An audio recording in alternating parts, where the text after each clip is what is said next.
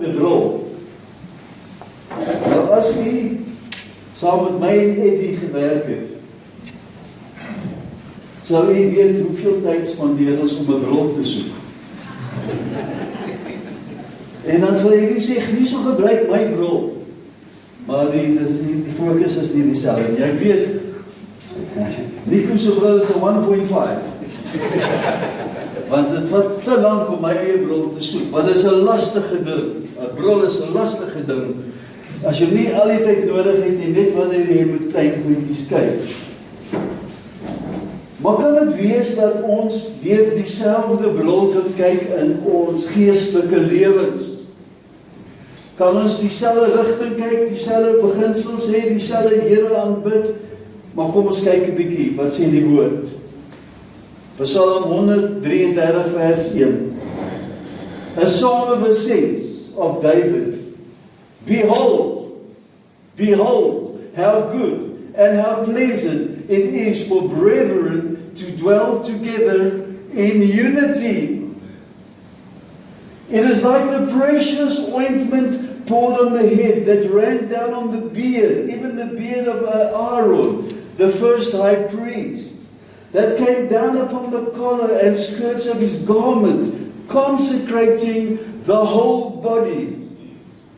It is like the dew of lofty Mount Hermon, and the dew that comes on the hills of Zion. Hoorie, as daar dou in die woestyn is dit kosbaar. For there the Lord has commanded the blessing. For there the Lord has commanded the blessing, even life forevermore. Praise the Lord. Unity, my brother and sister. Daar is die plek waar eenheid is. Daar is die plek waar eenheid is. Daar gebied die Here die seën en die lewe. The Lord commands the blessing and even life where there is unity.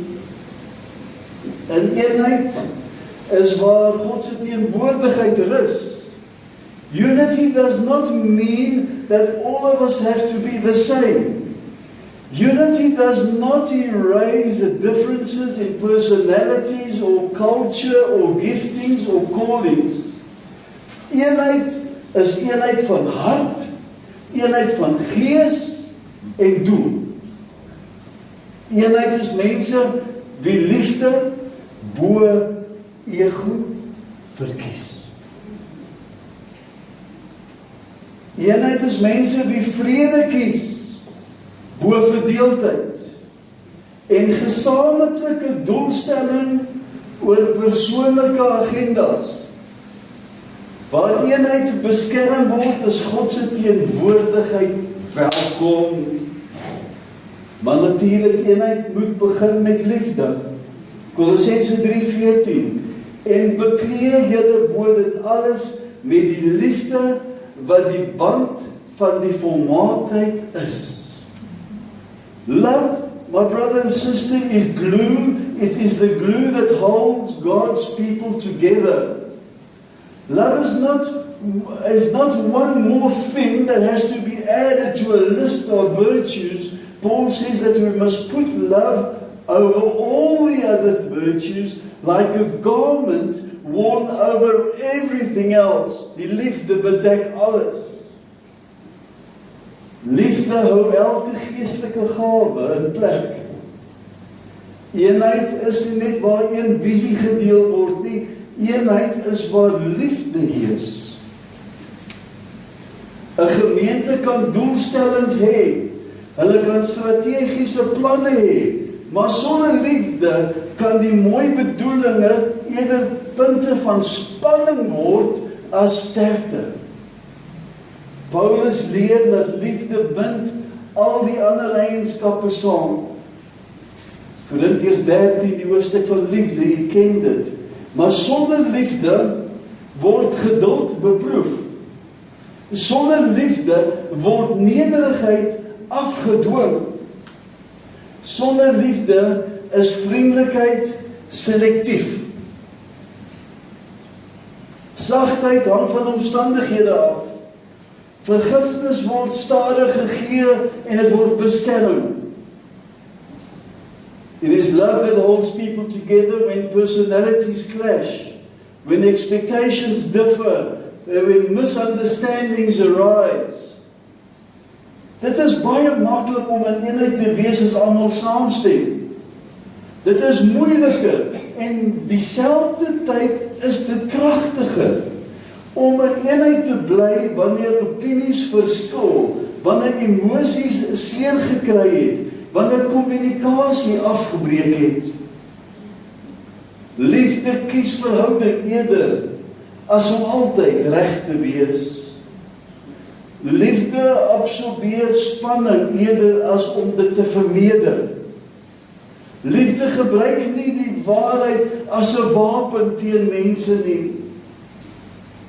Love keeps hearts connected when circumstances test the unity.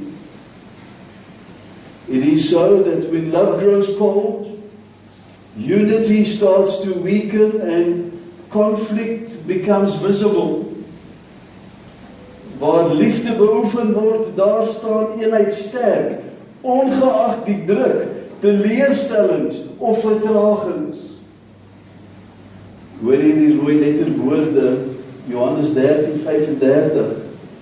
By this shall all men know that you are my disciples, if you love one another, if you keep on showing love among yourselves. Met ander woorde, mense sal ons nie ken aan ons visie of ons missie of ons geboue nie.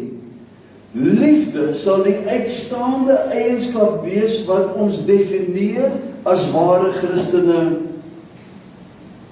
Eenheid kan nie onderhou word deur ooreenkomste nie. Eenheid word behou deur liefde.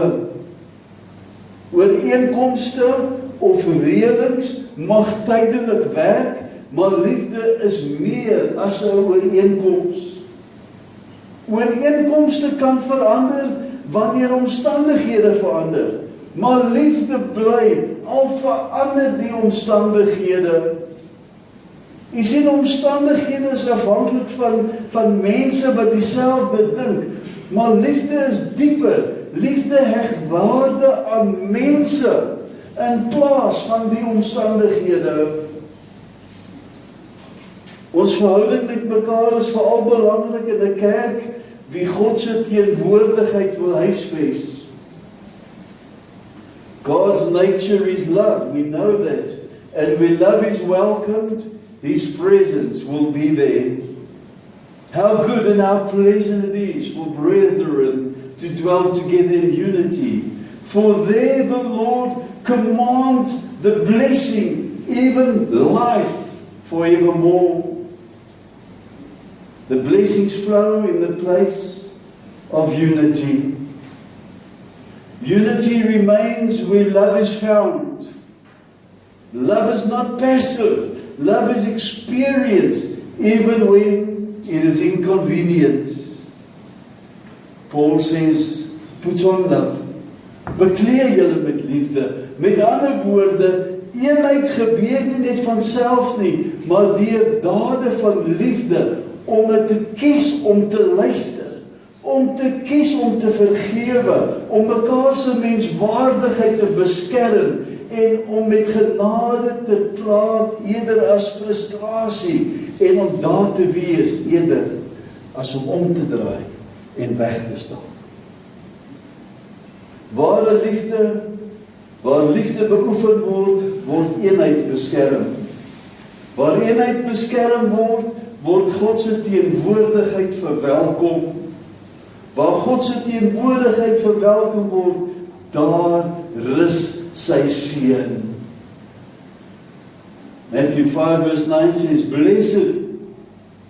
Blessed, enjoying enviable happiness, spiritual prosperous, with life, joy and satisfaction in God's favor and salvation, regardless of their outward condition. Wow, wat 'n definisie vir blessed. Blessed are the makers and maintainers of peace, for they shall be called the sons of God. Salig is die vredemakers, want hulle sal kinders van God genoem word. So ons het nou gesien dat eenheid groei, waar ons liefde kies, en nou kom vredemakers by. Eenheid groei, waar ons vrede kies. Wanneer ons vrede kies, eerder as om 'n punt te bewys, groei eenheid. Eenheid groei, wanneer iemand kies om 'n vredemaker te word. Jesus het gesê, salig is die vredemakers. Met ander woorde, 'n doelbewuste besluit om vrede te maak in hierdie situasie.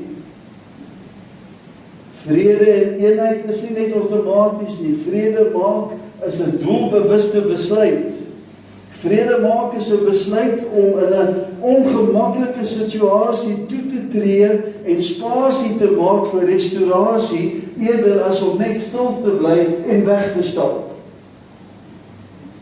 Vrede maak is nie om konflik te vermy nie, maar vrede maak spreek konflik aan met nederigheid, met wysheid en genade van 'n fondasie van liefde. Vrede maak is 'n besluit om te praat wanneer stil bly 'n misverstand sal laat ontwikkel. Dit is 'n keuse om eerder net te luister wanneer emosies in die rede wil val. Wag net 'n oombliekie en luister net dat die persoon klaar praat. Vrede maak is om 'n reaksie te beperk, sodat harte nie seer gemaak sal word nie in die proses van eerlikheid. You see, my brother and sister, that most divisions are not really rooted in doctrine or in direction, but it is rooted in pride. It is rooted in the tone of your voice and unhealed emotions. Very often what divides people is not what was said, but how it was said, how people felt treated in the process. Vrede word gebreek wanneer die behoefte om reg te wees sterker is as die verhouding. Ek sal vir hom nou wys. Daai sal ek nou wys. Dit is waarom vrede maak in die hart begin voordat dit gespreek kan word. Romeine 12:18. If possible, as far as it depends on you, live at peace with everyone. Eenheid en vrede gaan nie soveel oor wat ander doen nie, maar hoe ons daarop reageer. Die keuse is ons. Dit gaan oor wat ek saamdra en loslaat en aanspreek. Iemand sê iets leliks, of iets wat my seer maak, of hulle doen iets wat my seer maak. Ek kan antwoord met 'n woord wat die situasie laat eskaleer, of ek kan antwoord met 'n sagte antwoord wat die situasie laat kalmeer. Blessed are the makers and maintainers of peace, for they shall be called the sons and daughters of God. Die persoon wat iets lelik sê, verwag 'n lelike antwoord. Hulle is reg vir die feit. En 'n sagte antwoord ontspoor hulle heeltemal. Hulle voel skuldig en die persoon wie die minste is, word genoem kinders van God. Watter kant wil ons wees? Peacemakers take responsibility for the spiritual atmosphere around them. They refuse to add fuel to a conflict. They refuse to amplify suspicion.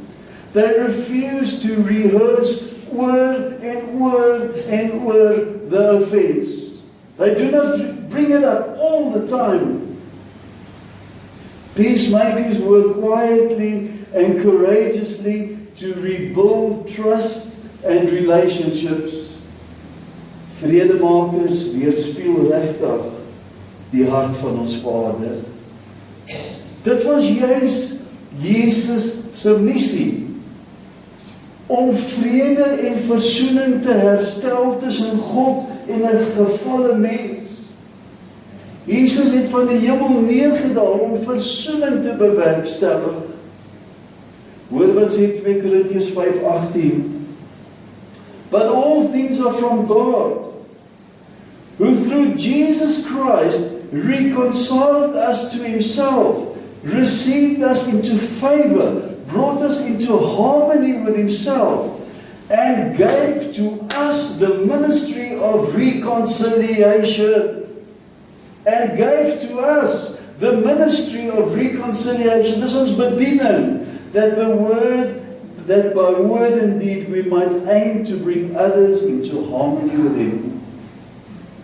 My brothers and my sisters, peacemaking is a ministry that has been entrusted to every believer. When we choose peace, we reveal whose children we really are. We are children of God when we restore what is broken rather than defend our position. God se teenwoordigheid in 'n gemeente is nie soveel oor die leierskap of die doel of die visie nie, maar deur verhoudings wat beskerm en wat herstel word as dit gebreek word. 'n Atmosfeer van vrede maak spasie vir die Heilige Gees om te beweeg. Ons kan 'n argument wen, verseker, maar eenheid daardeur verloor. Ons kan 'n punt bewys, maar vertroue verloor. Daar is 'n manier om konflik te hanteer, en dit is uit 'n posisie van liefde. Waarheid moet altyd uit 'n posisie van liefde uitkom. Vredemakers besef dat eenheid meer waardevol is as tydelike oorwinning. Vrede beteken nie dat ons die waarheid afwater nie. Eenheid groei waar die verhouding beskerm word en die konflik met liefde hanteer word. Efesiërs 4:32 so mooi sê, and become useful and helpful and kind to one another, tender-hearted, compassionate, understanding, loving-hearted, forgiving one another readily, freely, quickly, as God in Christ forgave you. Verdeeldheid is nie gewoonlik net een situasie nie. Verdeeldheid begin stil met onopgeloste seer, 'n situasie wat aanstoot gegee het, 'n misverstand of 'n situasie waar iemand nie raak gesien word nie. Verdeeldheid begin in die hart, en 'n hart wat nie genees word nie, het 'n slegte invloed op die liggaam. Onvergifnis is gevaarlik, juis omdat dit wegkruip, omdat dit subtiel is. Onvergifnis sit in ons denke lank voordat dit wys in ons gedrag. Alles wat Paulus noem beskerm juis verhoudings, and become useful and helpful and kind to one another, tender-hearted, forgiving one another, as God in Christ forgave you. As ons nie vergewe nie, word ons harte hard. Wanneer ons harte hard is as gevolg van onvergifnis, word ons persepsies en ons ingesteldheid verkeerd. Ons begin mense sien en ervaar deur pyn en nie deur liefde nie. Ons begin na gesprekke luister deur agterdogtigheid eerder as uit vertroue. Ons hoor nie meer die bedoeling nie, ons hoor net aanstoot. Wanneer vergifnis teruggehou word, verbrokkel eenheid. Nie alles op een slag nie, maar geleidelik. Mure word gebou, aanneminge begin groei, distansies word groter en openhartigheid word vervang met agterdogtigheid. Before long, people may still sit in the same room, but they are no longer walking in the same spirit. Paul says, forgive as Christ has forgiven. It's a spiritual standard and not controlled by emotions. Jesus forgave us while we were still broken people, removed from Him. Forgiveness is not minimizing hurt. It is choosing freedom. It is choosing not to allow pain to become a permanent interpreter of people. Vergifnis is 'n keuse, my boetie en sussie, wat gister se wonde geen autoriteit gee oor vandag se verhoudings nie. Ons vergewe nie omdat mense dit verdien nie. Ons vergewe omdat Jesus ons vergewe het. Vergifnis is nie iets wat ons moet ontwikkel nie. Ons gee vergifnis omdat ons soveel van Jesus af ontvang het. Hy het ons toegegooi met vergifnis, alles vergewe, en daarom het ons ook vergifnis om te gee. Nie vergifnis wat verdien is nie, vergifnis uit genade omdat ons dit ontvang het. Hope vergifnis ontvang het, en ons kan dit net so gee. Vergifnis is vir die beskerming van ons eie harte en die onderhouding van eenheid. En die enige ding wat sy kop kan uitsteek is bitterheid. Bitterheid is nooit privaat nie. Bitterheid het 'n effek op besluitneming. Bitterheid bevraagteken motiewe. Bitterheid kan 'n hele kultuur beïnvloed en vorm. Hebreërs 12:15 bevestig. En pas op dat niemand in die genade van God veragter nie, dat geen wortel van bitterheid opskiet en onrus verwek en baie hierdeur besoedel word nie. Baie word besoedel deur bitterheid. 'n wortel van bitterheid, 'n wortel groei onder die grond. Dit is onsigbaar, maar die wortel voed daai lewe. As dit 'n wortel van bitterheid is, gaan dit 'n bitter lewe, 'n bitter persoon wees. Eenheid kan nie bly waar bitterheid is nie. Vergifnis herstel verhoudings. Dit bring genesing en beskerm die bande van vrede. God's presence will rest where hearts are surrendered and healed by grace. Unforgiveness not only damages relationships, but it dulls our sensitivity in the spiritual realm. Eenheid is nie by perfekte mense te vind nie. Eenheid is waar mense kies om 'n ander te vergewe. Waar vergifnis 'n leefstyl word, het verdeeldheid geen plek nie. Bitterheid kan nie groei waar 'n hart aanhou genade kies nie.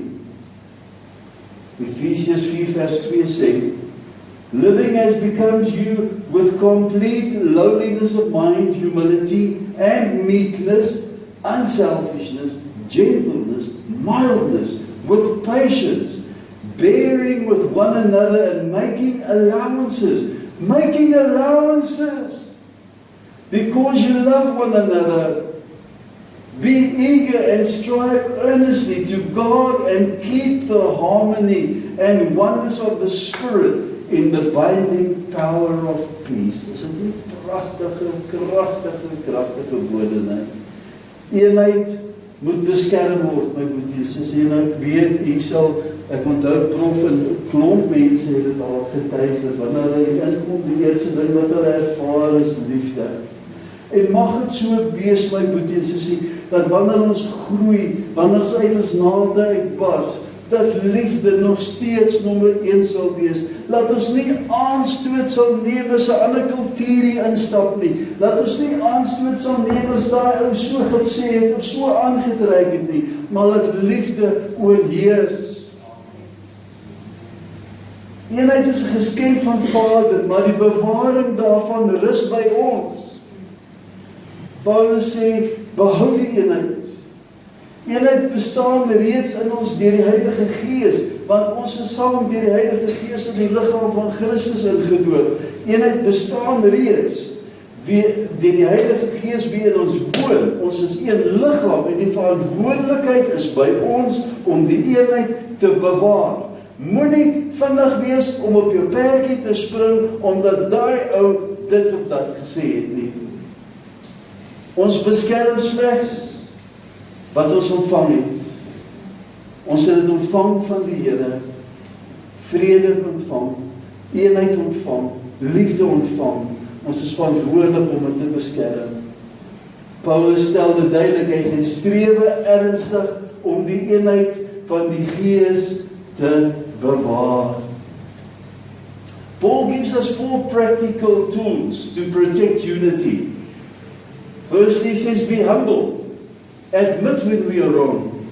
He says, be gentle. Gentleness governs how we speak. Will our words bring healing, or will our words wound somebody? Thirdly, be patient. Patience gives people space to grow on God's timeline. Everybody doesn't grow and develop at the same speed or the same rate. Bearing with one another in love is the 4th point that Paul brings. This does not mean that we tolerate people with quiet irritation or drama. It is helping another carry their load or burden or pain en vind uit, waarom is daai persoon so? Kan ons help? Waarom is hy vanoggend so ongeduldig of so onplesierig? Wat het gebeur? Waarom? Kan ons help? Is dit ietsie by die huis? Wat is dit? Dit is sodat eenheid word gewoonlik nie op een slag gebreek nie. Eenheid verweer gewoonlik deur kritiek, deur emosionele onttrekking, deur frustrasies wat nie aangespreek word nie. Wees asseblief stadig om te kritiseer. Alles is nie perfek nie. Ons is nie perfekte mense nie. Ons maak foute. Daar is miskien nog stof bo in die auditorium, of daar is miskien nie 'n lig wat mooi skyn nie. Moet asseblief nie kritiseer nie, want dit breek eenheid af. Praat met my kinders as daar iets is wat pla. Maar moenie vir jou maatjie sê, kyk hoe simpel lyk daai ding nie. Hoe sê vir my dit lyk simpel? Ek sal miskien vir jou vra, waar was jy toe ons daar gesit het? Jy sê ook, ons by die huis gewees. Paulus sê, strewe ernstig om die eenheid van die Gees te bewaar, deur die bande van vrede. Eenheid behoort aan die Gees, vrede bewaar die eenheid. Eenheid word bewaar deur nederigheid, selfbeheersing, deur liefde. The Holy Spirit not only moves through gifted people, but He also rests among people who protect unity, who protect peace. Mag ek net weer herhaal, Psalm 133 vers 1, Behold, how good, how pleasant it is for the brethren to dwell together in unity. Kyk hoe goed en hoe lieflik is dit, dat broers ook saam woon. Eenheid word behou deur daaglikse keuses. Met ander woorde, hoe moet ons met mekaar praat? Hoe ons mekaar verstaan? Hoe ons teleurstellings hanteer? Hoe vinnig ons versoen? Eenheid woon waar mense kies om nederig, sagmoedig, geduldig en met liefde met mekaar saam te leef. Hoor hierdie gebed wat Jesus gebid het voor hy na die kruis toe gegaan het. Net 'n gedeelte. John 17:21, that they all may be one, just as you, Father, are in me, and I in you, that they also may be one in us. Wat 'n uitnodiging, that they may also be one in us, so that the world may believe and be convinced that you have sent me. En die oomblikke voor sy verskriklikste lyding, vra Jesus ons Vader vir eenheid tussen ons. Jesus prays that His followers may be one, that they may be united. This is so important to Jesus. It is in His heart. It is His mission. Jesus bid eenheid vir ons, nie soos U Vader en my en ek en U, dat hulle ook een mag wees. Jesus koppel ons eenheid met die verhouding binne in die drie-eenheid van God. Hierdie tipe eenheid, my broer en sussie, kan nie deur sisteme of deur leierskap of strategie bereik nie. die eenheid vloei uit 'n gesamentlike lewe met ons Vader. Dan bid Jesus die woorde, sodat die wêreld kan glo dat U my gestuur het. Met ander woorde, eenheid is 'n teken as 'n getuienis vir die wêreld. Deur ons eenheid getuig ons vir die evangelie. Eenheid bevestig die evangelie. The world does not first examine our theology, it first observes our relationships. When believers love one another, forgive one another, serve one another, protect one another, something supernatural becomes visible to people outside the family. Unity becomes evidence. Unity becomes evangelistic. This is what a visitor should experience when they come to church for the first time. Unity does not replace preaching, but unity validates and confirms the preaching. Maar hoor hierso wat gebeur in Handelinge 2 vers 1. En toe die dag van Pinksterfees aangebreek het, was hulle almal eendragtig by mekaar. Die Heilige Gees is uitgestort toe almal saam was, eendragtig by mekaar. Hulle was nie net een in die bokkamer nie, hulle was een in gebed. Hulle was een in verwagting. Hulle was een in gehoorsaamheid. Hulle het saam gewag soos Jesus hulle beveel het. Eenheid skep die omgewing vir die Heilige Gees om te beweeg.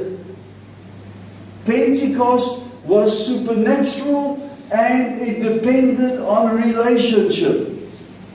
Hulle was saam op Jesus se bevel en nie net met persoonlike agendas nie. In eenheid is ons fokus op gehoorsaamheid, missie, oorgawe en nie op ons eie persoonlike agendas nie. Wanneer harte in eenheid is met God se missie, antwoord God en gebede word verhoor.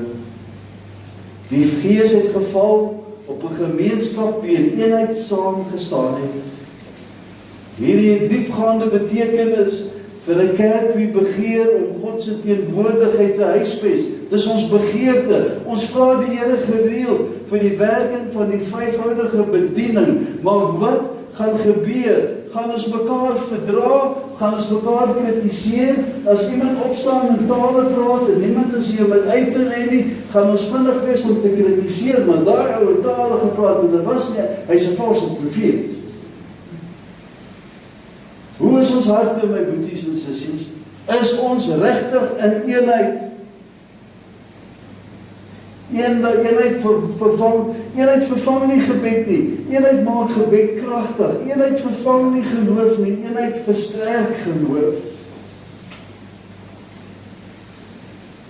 Before there was a rushing wind, before there was tongues of fire, before there was bold preaching, there was a room full of believers who chose to stand together in unity.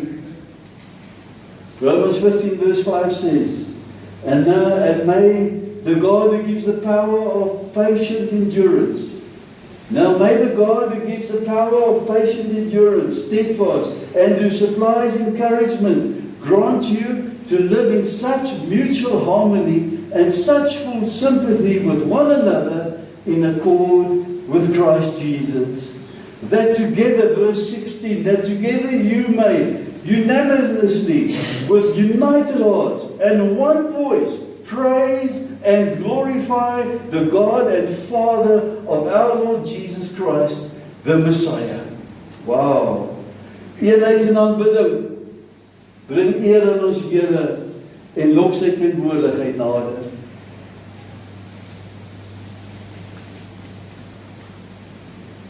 As ons praise and worship, twee ouens sing, een ou staan met sy hand in sy sak, ander ou kyk op sy foon. Where's the unity? Where's the unity? Eenheid en aanbidding bring eer aan ons Here en lok sy teenwoordigheid nader. Paulus bid dat die gelowiges eengesind onder mekaar sal wees, soos Jesus se gesindheid teenoor ons is. Die fondasie vir eenheid is nie kultuur of persoonlikhede nie, dit is die hart van ons Here Jesus. Eenheid word nie gevorm deur ooreenkomste nie, dit word gevorm deur eensstemming met die karakter van Christus. Maar daar is natuurlik 'n doel met dit, met eenheid, sodat ons die God en Vader van ons Here Jesus Christus eendragtig uit een mond kan verheerlik.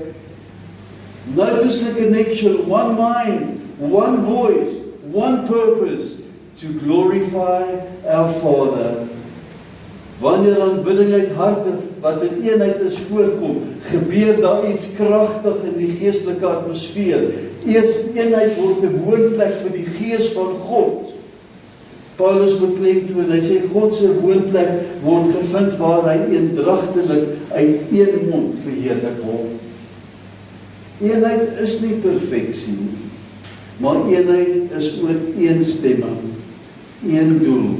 Kom ons aanbid die Here, kom ons almal aanbid die Here, nie halfte nie, nie van hulle op selfone nie, hande in die sakke, op die stoele, nee, in eenheid, hande opgehef, wat 'n voorreg. Die Here kan dit nie weerstaan om daar te kom en so teenwoordigheid te wees.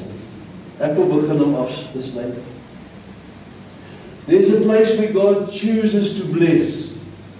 There's an environment where God chooses to honor, and that environment is unity. God's blessing rests where unity is practiced. Om eensgesind te wees is God se wil vir ons, en ons mag hom daarvoor ook vra. Romeine 15:5. En mag die God van leidsaamheid en bemoediging aan julle gee om eensgesind onder mekaar te wees, ooreenkomstig die wil van Christus Jesus. My brother and sister, in unity a church becomes a visible place of the glory of God. Not because everything is perfect, but because the life of Christ is visible among His people. When God is truly glorified, His presence is not forced, it is welcomed. His presence is hosted. God delights to dwell among people who think alike, who worship Him, who loves like Jesus did, and who will lift their voices together in harmony to glorify His name. Amen. Amen. Kom ons bid dit saam. Dankie Here. Dankie Here vir die mense wie U in ons lewens geplaas het. Leer ons om in verhouding te waardeer en om in eenheid te beskerm. Help ons om eensgesind en met oorgawe eer aan U naam te bring, sodat die wêreld kan sien wat dit is om 'n kind van U te kan wees. In Jesus se naam bid ek dit. Amen.